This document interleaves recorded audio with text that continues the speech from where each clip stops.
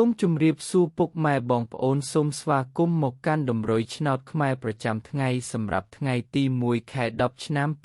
2025 Admin ក៏មានតម្រុយឆ្នោតពិសេសនិងល្អៗសម្រាប់ចែកជូនពុកម៉ែបងប្អូនផងដែរ Admin ក៏សូមចិត្តពុកម៉ែបងប្អូនសូមបងប្អូនជួយចុច like និងជាម្នាក់មួយផងដើម្បីមានភាពងាយស្រួលក្នុងការតាមដានតម្រុយឆ្នោតខ្មែររៀងរាល់ថ្ងៃចឹងកុំឲ្យខាត់ពេលពុកម៉ែបងប្អូនយូរចឹងសូមចូលមកកាន់តម្រុយឆ្នោតខ្មែរយើងវិញសម្រាប់ម៉ោង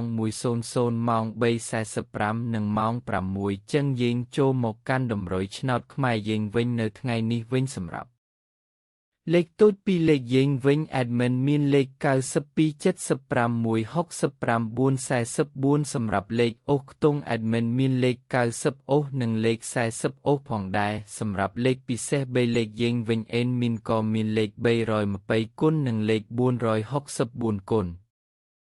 បងប្អូនដែលស្រឡាញ់និងចូលចិត្តលេខ Admin អាចយកទៅផ្សងសំណាងបានសូមជូនពរឲ្យបងប្អូនទាំងអស់គ្នាហេងសំណាងល្អទាំងអស់គ្នាតម្រុយឆ្នោតយើងក៏បានមកដល់ទីបញ្ចប់ហើយសូមជូនពរឲ្យបងប្អូនហេងសំណាងល្អមានលាភមានជ័យទាំងអស់គ្នាជួបគ្នានៅថ្ងៃស្អែកបន្តទៀត